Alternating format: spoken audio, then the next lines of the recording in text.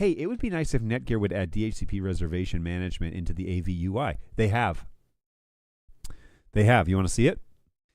Here is Engage, and this is, I've got one switch, compliments of John Hinkle over at Netgear, who sent me a demo unit and said, keep it until I need it. And so I have graciously integrated it into my system. So if we open, this is my core switch. And if we just briefly look at the topology here, you notice that there's a blue dot next to this. This indicates that it is my core switch on my AV over IP network. Okay. And then when I click configure, it's going to take me into the interface that is the network. Now, this is set up kind of wonky donkey in terms of how I've just onesie-twosied this.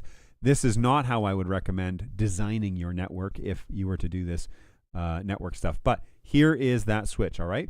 Well, under site settings, you now go to VLAN routing and DHCP service.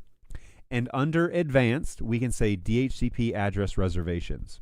And we select the VLAN ID that we want. And so I've got an NDI network and a Dante network. So VLAN 10. And you'll notice here that I have some devices on this reservation list. And the way that I do that is I say add. It finds the devices on my network that are already a part of the table. And I can say, okay, all of these, and I can click add. It asks me for some host names. They're kind of particular with their host names, so you have to put hyphens in and stuff like that. But let's go back and just say the Netgear one. Add, and I'm going to say confirm. And when I click confirm, it adds it to my list at that address. With the actual reservation, you can say add, and we can also change. We can change the address to be something else. Okay, so that's the address that it was given.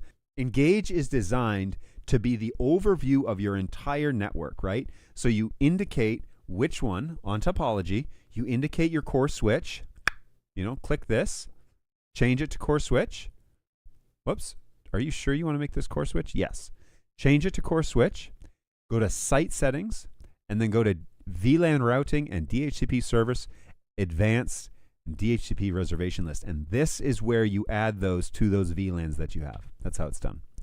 So stinking cool, right? I love it.